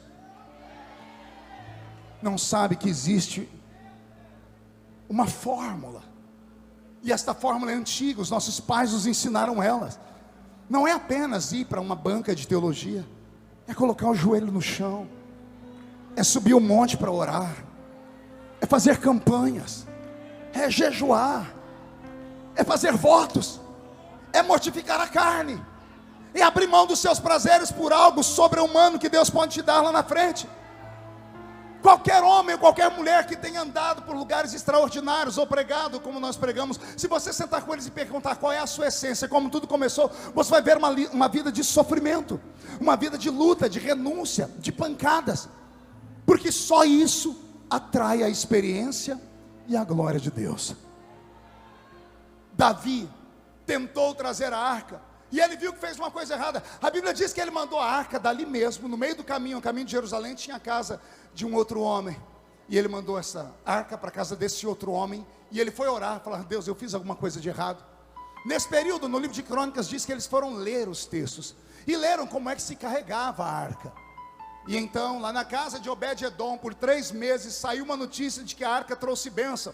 Davi disse: Deus aplacou a ira, agora nós sabemos como carrega a arca. Não tem boi, não tem carruagem, tem sacerdote que conhece a glória. Os coatitas entram na casa desse homem, colocam a arca no ombro e começam a marchar para Jerusalém. Davi não quer só levar a arca, ele quer que se faça uma oração, um sacrifício, e a cada 6 passos paravam e sacrificavam a Deus. E Davi foi se alegrando. A Bíblia diz no texto que eu li com vocês que ele dançava, que ele saltava, pela alegria de ver Deus estar voltando para dentro de Jerusalém. E Jerusalém é a habitação da paz. Posso imaginar lá ao longe, alguém olhando de cima da muralha, com uma luneta, vendo a bandeira do leão da tribo de Judá tremeluzendo aqui em cima, vendo o rei vestindo roupa real, vendo a arca reluzindo porque o sol batia sobre os querubins e brilhava, e uma trombeta de festa sendo tocada, e alguém dizendo: o rei está voltando. O povo abre a porta da cidade e todos esperam Davi, o rei, entrar para dar um grito, um aplauso a ele. E quando Davi, ao invés de entrar, manda que a arca entre na frente, o povo fica em silêncio, porque o povo não conhecia a arca, não entendia história de arca, não conhecia nada de Bíblia, não conhecia nada de Deus, não conhecia nada de glória. Mas quando Davi entrou, clamaram, aplaudiram, dançaram. O rei, quando viu aquilo, saltou do cavalo e tirou a sua coroa, chamou um grupo de soldados, fez um biombo humano e foi arrancando roupa de rei, e pediu uma estola sacerdotal, um éfode de linho branco. E Davi colocou uma roupa de sacerdote, um pano com um buraco no meio, um lençol, só tinha a cintura amarrada por uma corda. Quando abriram o biombo, está lá Davi. A mulher de Davi estava em cima do palácio. Quando viu o marido, a Bíblia diz que Davi estava vestido como um vadio. Foi o que disse Milca, a filha de Saul. Ela sentiu nojo do marido, porque viu o marido vestido daquele jeito e dançar diante da arca. Davi não estava dançando para ela. Davi não estava dançando para aquelas pessoas ali. Davi estava nem aí para o que as pessoas estavam dizendo ou pensando. Davi sabia para quem ele estava dançando. Imagina os levitas com os saltérios, instrumentos, tocando as suas músicas, e Davi iniciando uma dança, mão para trás, mão para frente, cabeça encurvada, e de repente Davi vai bailar, e vai dançando, e na medida que ele vai dançando, Milca vai sentindo nojo, os jovens começam a rir, os velhos começam a chorar, os velhos começam a se curvar, rasgam as vestes, pegam cinza, jogam na cabeça. O neto pergunta: está chorando por quê, vovô? A dança dele é tão feia. Não, nós sabemos o que ele está fazendo. Ele não está dançando para nós, ele está dançando para Deus, que foi embora daqui tem 70 anos. Ele está dizendo: fica aqui, Senhor, não vá mais embora, devolve a glória, devolve o sobrenatural.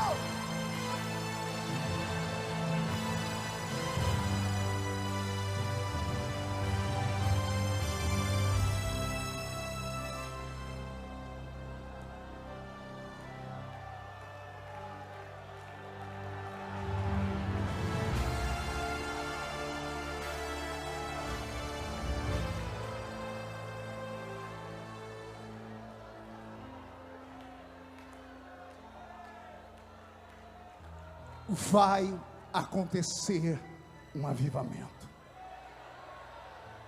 Não me interessa se creem, se não creem. Vai explodir uma glória sobre a nossa nação. Eu não sei de onde vai vir. Eu sei que Deus vai deixar muita gente com vergonha. Aconteceu na nação americana menos de 60 ou 90 dias atrás. Vocês acompanharam? Lá tem igrejas gigantes, tem igreja lá para 40 mil pessoas sentadas. O povo canta, faz trabalho bonito, mas não veio avivamento sobre eles. Aí lá no estado do Kentucky, numa escola, 6 meninos e meninas, na hora do recreio, do lado tem meninos se pegando, fazendo sexo livre no canto da faculdade. Do outro tem gente cheirando cocaína, cheirando droga, injetando heroína. Do outro tem pessoas jogando cartas, baralho. Do outro tem gente no TikTok azarando. Aí tem 6. Vamos ali naquela capela orar. Não ouviu? Vou falar assim: vamos deixar o recreio e vamos entrar naquela capela para orar. Mas quem é que vai estar pregando lá? O Marco Feliciano? Não. Quem vai estar cantando? Não, só nós. Mas a gente nem é cantor, não tem problema. Vamos cantar um louvor. Vamos cantar alguma coisa. Vamos cantar, Roberto, aquela música de ontem. Vamos cantar algo que toque o coração de Deus. Vamos tentar ver se Deus nos escuta. E mal sabiam os homens que Deus estava olhando para aquele lugarzinho com meia dúzia de meninos. O vento, ele assopra onde quer. Não é onde você quer. Não é onde nós queremos. Não é onde a igreja, as denominações dizem. É onde Ele quer. Se Ele encontrar aqui dentro, lá fora, aqui no púlpito, alguém pela internet, que nesta hora está sendo tocado, entendendo o que eu estou pregando. Talvez eu vou ter retaliações por esta mensagem depois, mas eu já tenho 50 anos. Não tem que dar satisfação a mais ninguém. Se eu já não pregar mais em lugar nenhum, a minha voz pregará pela internet. Não me importa. Mas eu não posso mais guardar dentro de mim o que eu tenho visto nesses últimos dias. Não aguento mais ver a prostituição do evangelho. Não aguento mais ver as igrejas se esfriando. Não aguento mais ver a santidade se esvaindo. Deus, visita o seu povo de novo. Eu poderia estar em qualquer outro lugar, mas tua glória me atraiu, tua presença me atraiu. Tentei me esconder por medo de não viver, mas tua glória me atraiu, tua presença me atraiu. É que a sarça pegou fogo e não se consumiu, e a voz que saiu dela um dia me atraiu, e o meu coração queimou até que descobriu que um dia com a tua glória vale mais que mil. É que a sarça pegou fogo e não se consumiu, e a voz que saiu dela um dia me atraiu, e o meu coração queimou até que descobriu que um dia da tua glória, um dia da tua glória vale mais que mil. Oh, eu poderia estar, Olha Deus aí, em qualquer outro lugar. você poderia estar em qualquer lugar, mas você sua está aqui. glória me atraiu, Sua presença me atraiu. Tentei me esconder por medo de não viver, mas tua glória me atraiu, sua presença me atraiu. Oh, é que a sarça pegou fogo e não se consumiu, e a voz que saiu dela um dia me atraiu, e o meu coração queimou até que descobriu que um dia da tua glória vale mais que mil. É que a sarça pegou fogo e não se consumiu, e a voz que saiu dela um dia me atraiu, e o meu coração queimou até que descobriu que um dia da tua glória, recebe esta tua glória vale mais que mil.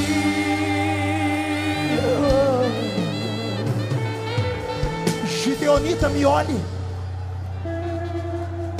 Esse lugar não é normal e nunca foi. Eu tinha 15 anos de idade, estava no fundo deste ginásio. Ele era invertido, o fundo era aqui e o palco era lá.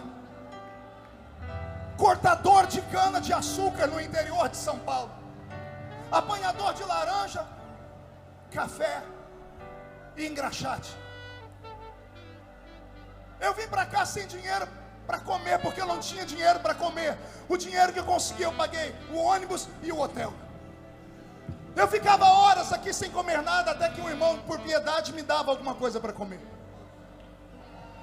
Numa manhã missionária, como nós vamos ter amanhã aqui, o pastor Gregório Jarzuk fazendo oferta, todo mundo dava alguma coisa, e eu doía o coração, porque eu não tinha nada para dar. Ele falava, pastor Gilmar, vem, entrega alguma coisa. Eu falei, Senhor, eu não tenho nada para dar. Quando fez a oferta e terminou, ele, tocado por Deus, disse: tem alguém aqui que gostaria de dar para Deus a sua própria vida? Eu saí correndo lá de trás. Eu empurrei as pessoas, me empurraram, pisaram em cima de mim, eu pisei em cima dos outros. Eu cheguei perto do altar e deitei no chão, com o rosto em terra, chorando. Eu ouvi uma voz aqui de cima falar: Deus está recebendo ele. Não sabia se era para mim, se era para outro. Esse lugar não é normal. O lugar do turismo é na cidade vizinha aqui. É Balneário de Camboriú. Aqui é peregrinação. E para os Sambalates e Tobias que falaram que essa festa acabou, morreu, eu te repreendo em nome do Senhor Jesus. Porque se ninguém pode falar, eu posso. Porque eu nasci nessa tribuna. Eu nasci aqui.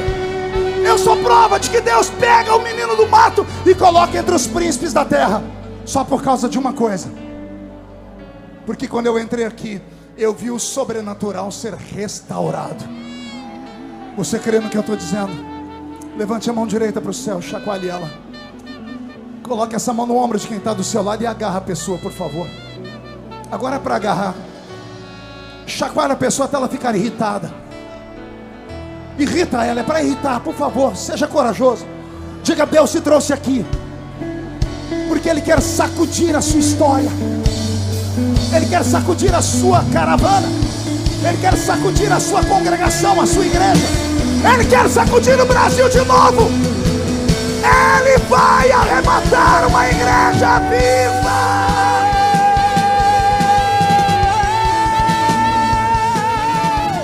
Breve Jesus lá do céu vai aparecer, e todo joelho se dobrará, e toda língua confessará.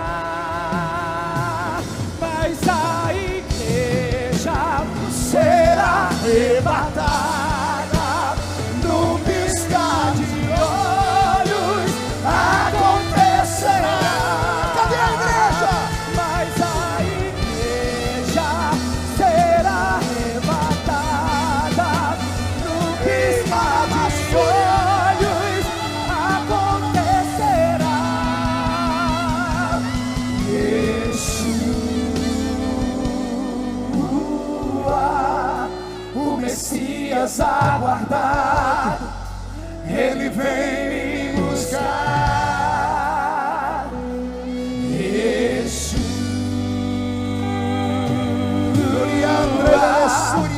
o Messias aguardado, Ele vem me buscar. Ele vem. Yeshua, Faz de novo, o Senhor. Messias aguardado, Visita de Ele novo. vem me buscar. Levanta de novo. Batiza de novo. Enche de novo. Escolhe no meio da multidão alguém. Modifica pensamentos, conceitos e Ele valores. vem me buscar. Breve Jesus lá do céu vai aparecer, e todo joelho se dobrará, e toda língua confessará. Mas a igreja será arrebatada no piscar de olhos. Acontecerá. Mas a igreja será arrebatada no piscar de olhos. Feche os olhos e abre os seus lábios. Eu queria ouvir um coral de línguas estranhas. Será que ainda há sobrenatural em Camboriú? Eu queria ouvir as línguas estranhas dos crentes batizados com o Espírito Santo. Pastor, eu queria falar, mas não sou batizado. Então seja agora. Recebe o batismo com o Espírito Santo agora. Abre os seus lábios e adore ao Senhor na língua dos anjos. Senhor, se o que eu estou pregando aqui é a verdade, se a sua palavra traz esse tipo de promessa, mais uma vez, cerca Camboriú, e destaque essa cidade no nosso país. Que o Brasil seja sacudido pelo maior avivamento que ele já ouviu falar.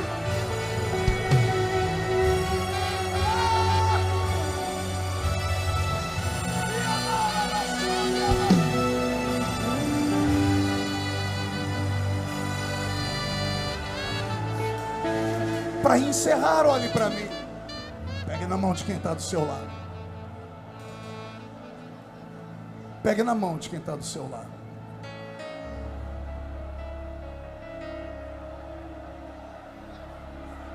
Quero me dirigir aos itinerantes daqui.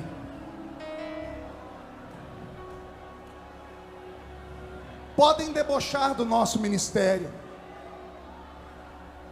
Podem rir do nosso ministério. Podem nos caluniar e fecharem portas, mas sempre vão precisar do nosso ministério. O primeiro itinerante da Bíblia foi o profeta Samuel, porque a Bíblia diz que ele saía de Ramá para Gilgal, de Gilgal para Gate, de Gate para pelas cidades. Ele não parava.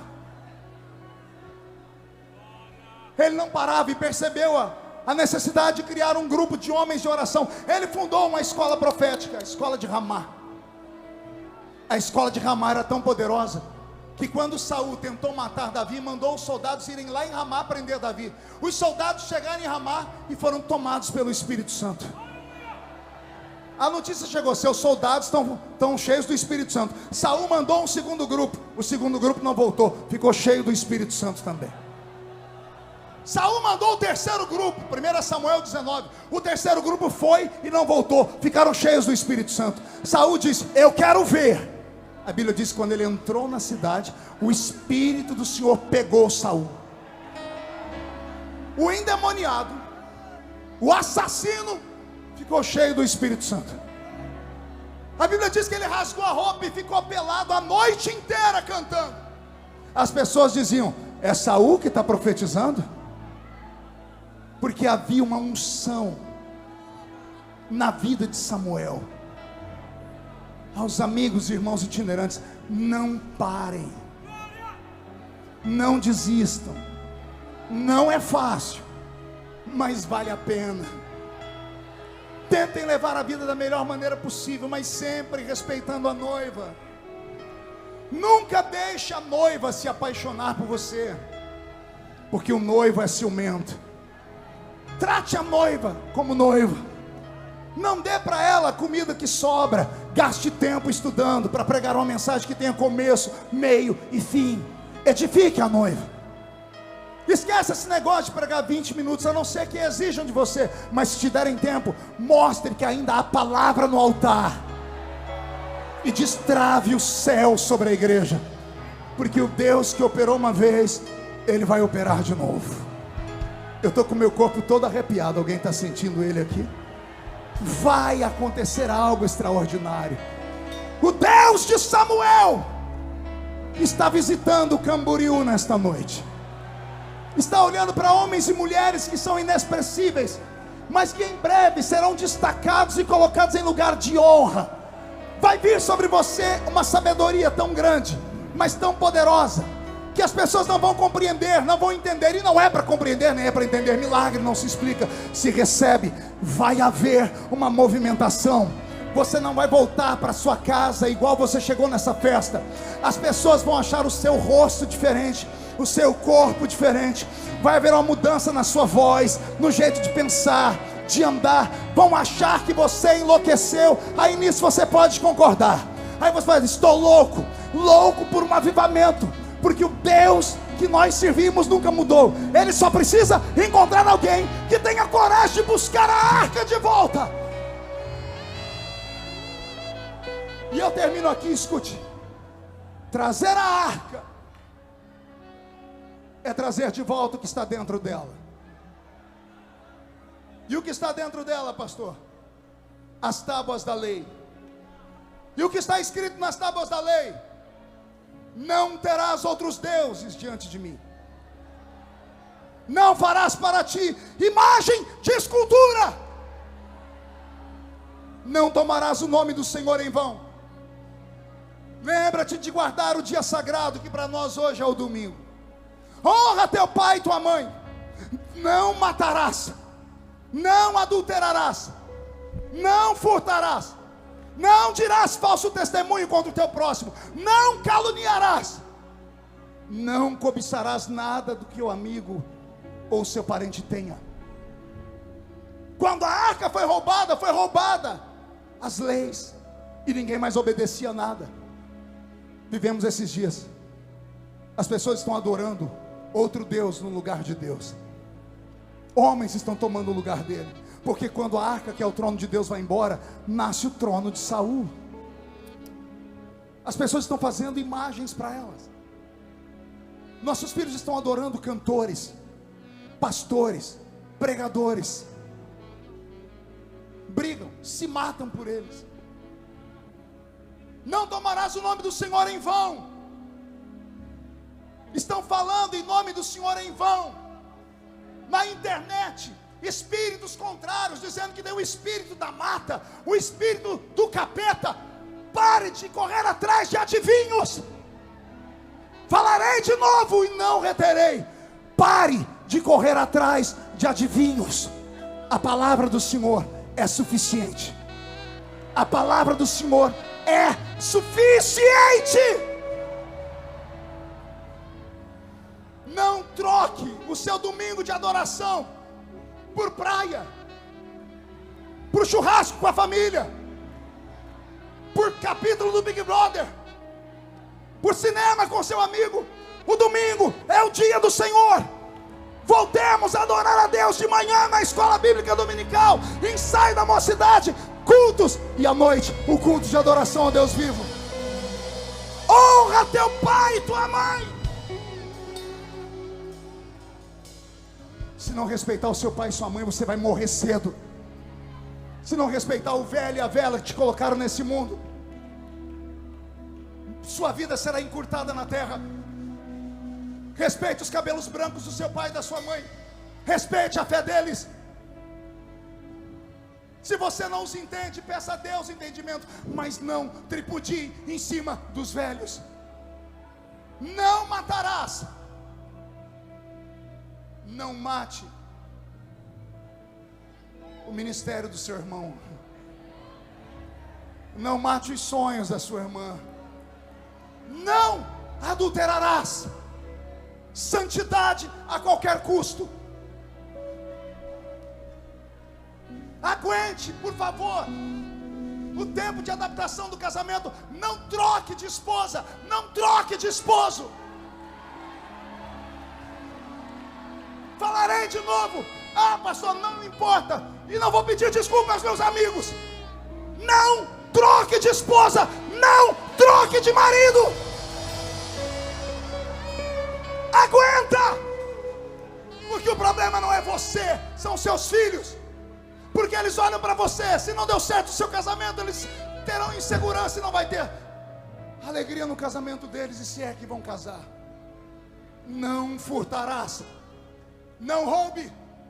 Não roube a igreja. Não roube os crentes. Não fabrique campanhas para tomar dinheiro do povo.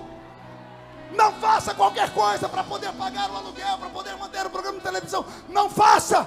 Respeite a noiva. Não roubarás. Não furtarás.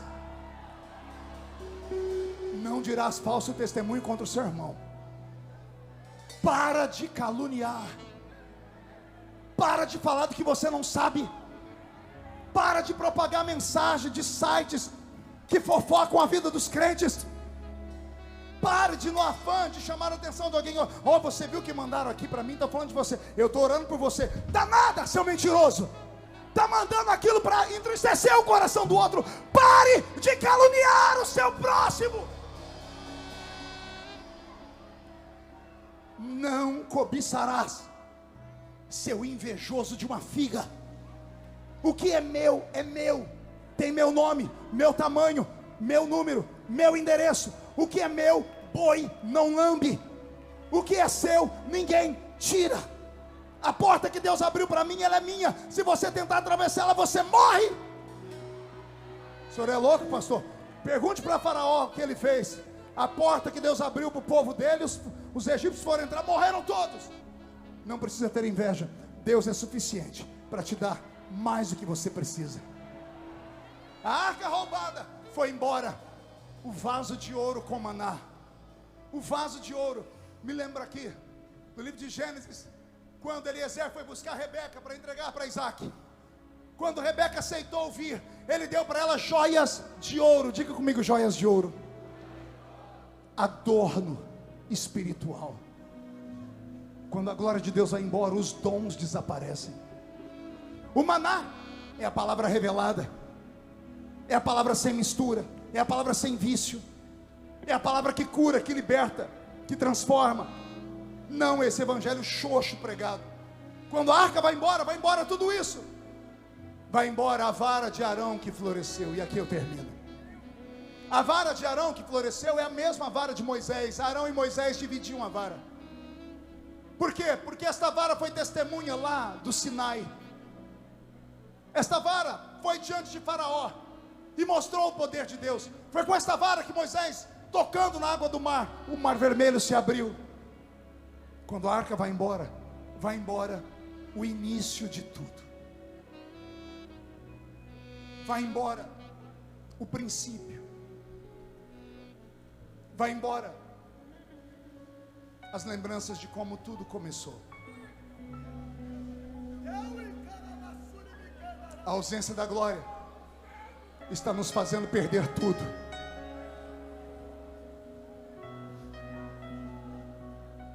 Se você olhar por cima da igreja com uma visão que eu tenho, você vai encontrar poucas pessoas de cabelos brancos. Uma geração inteira se foi. Era para ter novos cabelos brancos na igreja, mas não temos, porque uma geração inteira se desviou. Temos nós,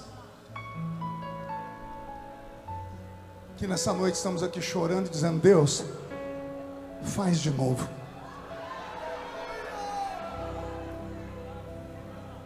Que Deus tenha piedade do Brasil.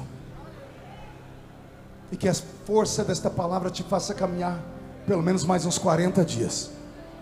E eu profetizo que se Deus é Deus na minha vida e o profeta ainda fala,